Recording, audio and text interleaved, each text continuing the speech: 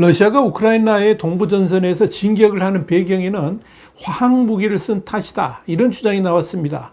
이는 국제법상 금지된 것으로 승리를 위해서 수단과 방법을 가리지 않는 러시아군의 비열함을 드러냈다는 점에서 국제적 비난을 사고 있습니다. 이와 함께 우크라이나는 가을 대반격을 준비하면서 내각과 대통령실을 대폭 개편했습니다. 비열한 러시아의 모습을 Y타임스가 파헤쳐봤습니다. 지금 시작합니다.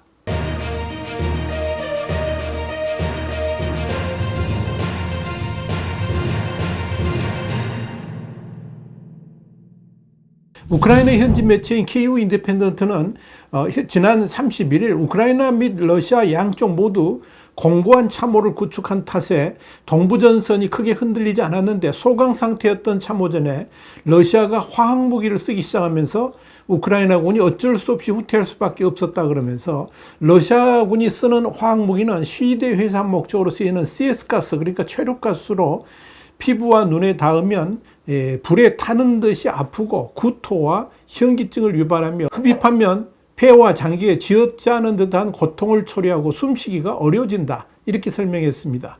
키이우 인디펜던트는 이어서 인체에 남기는 영구적인 피해를 따진다면 화학무기 중에서는 최루가스가 가장 약한 편이긴 하지만 1993년에 러시아도 조인한 화학무기 금지 조약은 이 CS가스를 전쟁에서 사용하는 것을 금하고 있다 그러면서 화학무기 금지 협약은 화학무기의 생산과 비축을 금하고 있고 혹시 재고가 있더라도 폐기하는 것을 의무화하고 있다라고 표현했습니다.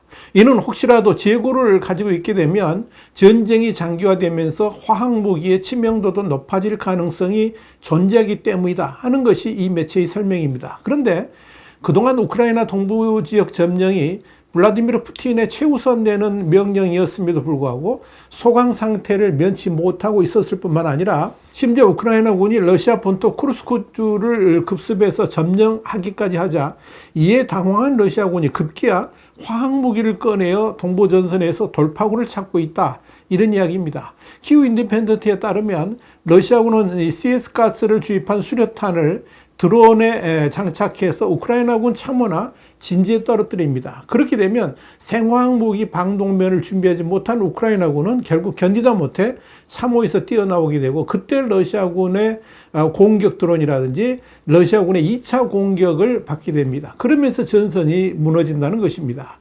여기에 대해서 키이우 인디펜던트는 우크라이나 국방부는 러시아가 우크라이나를 침공한 이래 지난 1월까지 근 2년간 600차례 최전선에서 화학가스를 사용했지만 이후에는 더욱 급격히 늘어나서 4,000건을 넘어선 것으로 공식 집계했다, 이렇게 보도했습니다. 한 우크라이나 병사는 키이우 인디펜던트에 하루에 최대 6번까지도 가스 공격을 받으면서 러시아군은 우리가 구축한 진지를 파괴하지 않고 포획할 수 있었다라고 말했습니다. 키이우 인디펜던트에 따르면 화학무기가 처음 등장한 것은 1차 세계대전 중인 1915년 벨기에 서부의 이프로 전투에서 썼던 것으로 보입니다. 당시 독일군은 연합군과 대치 중인 참호전을 끝내려고 황록색의 염소, 그러니까 클로린 가스를 대규모로 살포해서 연합군이 이로 인해서 5,000명의 전사자를 내게 만들었습니다. 그런데 2024년의 우크라이나 전쟁에서도 러시아군은 100년 전 2차 세계대전 당시에 썼던 화학무기를 또다시 드론이라는 첨단 무기를 활용해서 사용하고 있는 것입니다. 키이우 인디펜던트는 우크라이나 병사들의 말을 인용해서 러시아군은 첫 번째 드론으로 가스를 투하하고 15분 정도 지나서 가스가 소진될 쯤에 두 번째 드론으로 또다시 가스를 투하한다 그러면서 이런 러시아군의 전략에 우크라이나군이 판판이 당하는 것은 화학무기의 심각성에 대해 잘 모르고 있기 때문일 수 있다, 이렇게 전했습니다. 동부전선에 투입된 우크라이나 병사들은 기껏해야 소련 시절 제작된 방독면을 갖고 있었고 수백 달러짜리 현대식 방독면은 아예 존재하지 않았습니다. 그나마도 병사 20명당 방독면은 수개에 불과했던 것으로 알려졌습니다. 이들은 또 1kg 중량의 방독면 장비를 휴대하고 전투하느니 차라리 탄화음과 물을 더 많이 지급받는 것이 낫다라고 생각한다는 것입니다. 이와 관련해서 영국 생화학 원자무기 합동연대의 지휘관이었던 하미스트 브레턴 고드는 지난 5월 영국 인디펜던트에 낸 푸틴의 침묵의 살인자가 우크라이나군을 질식시키고 있다, 이런 제목의 기고문에서 방독면 장비 훈련이 부족하다 보니까 대응하는 법도 모르고 공포에 질려 밖으로 뛰쳐나가는데 이게 바로 러시아군이 원하는 것이다. 이렇게 말했습니다. 브레튼 고든은 이어서 대포나 전차가 포탄을 발사하면 충격이나 소리가 막대해서 대비하게 되는데 침묵의 살인자인 가스는 굉음도 충격도 없어 무방비 상태로 있다가 공포에 휩싸인다라고 설명했습니다. 미국 육군 화학부대 출신으로 영국 왕립합동군사연구소의 연구원인 낸 카세타도 지난 100년 동안 어느 나라 군대나 병사들에게 화학무기에 대한 방어를 심각히 여기도록 하는 것이 도전적인 과제였다라고 말을 했습니다. 키이우 인디펜던트에 따르면 우크라이나군이 서방에서 받은 방독면은 약 10만 개로 현재 10에서 15%의 재고가 쌓여 있습니다. 서방 군사 전문가들은 우크라이나군이 러시아군의 CS가스 공격에 상당 기간 대비하려면 약 30만 개는 필요할 것으로 추정을 합니다. 한편 이 러시아군이 화학무기를 앞세워 진군하는 이 동부전선 가운데 러시아군의 공세가 가장 집중된 곳은 도네츠크주의 포크로우스크 시입니다. 영국 BBC에 따르면 현재 전선이 도시 밖 수 킬로미터에서 형성되면서 병원도 텅 비고 주민들도 속속 도시를 빠져나가서 시 전체가 군 시설물처럼 변하고 있습니다. 우크라이나가 러시아 본토 쿠르스크주를 1300제곱킬로미터 이상 점령해도 러시아군이 이 지역에서 주력 부대를 빼지 않는 이유는 이 포크로우스크가 사방으로 도로가 뚫린 요충지이기 때문입니다. 한편 러시아의 침공에 맞서 싸우는 우크라이나가 가을 대반격을 위해서 행정부 전반을 쇄신하고 나섰습니다. 로이터 통신은 현지 신월 4일 우크라이나의 이번 내각 개편은 장관의 절반 이상이 바뀔 것으로 예상된다 그러면서 이번 내각 개편은 전쟁 이후 최대 규모로 미국의 곧 제시할 승전 전략을 떠받칠 통치체계 재구성으로 관측된다라고 보도했습니다. 볼로디미르 젤렌스키 우크라이나 대통령의 최측근인 집권여당 인민의 종의 다미드 아라카미아 의원은 장관의 절반 이상이 바뀐다 그러면서 이는 중대한 정부 리셋으로 4일에는 해임, 5일에는 임명이 이루어진다라고 설명을 했습니다. 이와 관련해서 젤렌스키 대통령은 3일 저녁 연설에서 러시아 침공전에 맞서서 조만간 단행될 전략 때문에 행정부 전면 개편이 필요하다 그러면서 가을은 우크라이나의 지극히 중요하기 때문에 국가 제도를 재구성해서 우리 모두를 위해 우리가 원하는 결과를 성취해야 한다라고 말을 했습니다. 젤렌스키 대통령에 이어서 이를 위해 우리는 정부의 일부 부문을 반드시 강화해야 된다 그러면서 구성 변경이 준비됐고 대통령실에도 변화가 있을 것이다 이렇게 설명했습니다. 눈여겨볼 것은 이번 우크라이나의 대대적인 정부 개편이 이 우크라이나가 러시아에 대한 승리 계획을 준비해서 미국 등의 지원을 요청하려는 시점에 이루어진다는 점입니다. 우크라이나의 청사진은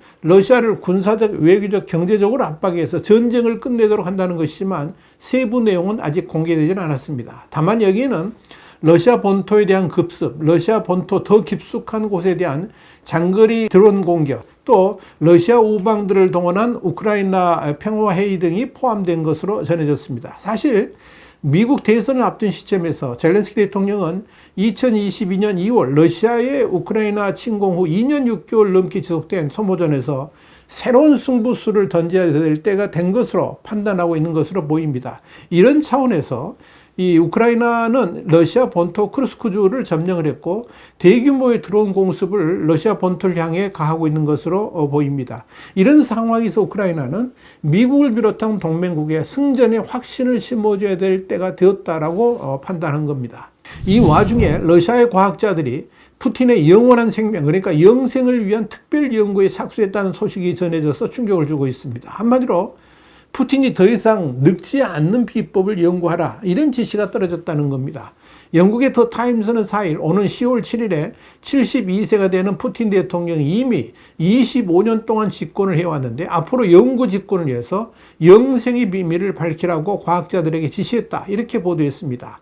더 타임스는 러시아 보건당국은 산하연구기관의 인지와 감각기관 장애를 비롯해서 세포의 노화 현상, 골다공증 또 면역 저하 등 노화와 관련된 각종 증상을 해결할 방안을 신속하게 보고하라고 명령했다 그러면서 이 같은 지시는 블라디미르 푸틴 대통령의 측근으로 꼽히는 물리학자 미하일 코발추크의 아이디어다 이렇게 전했습니다.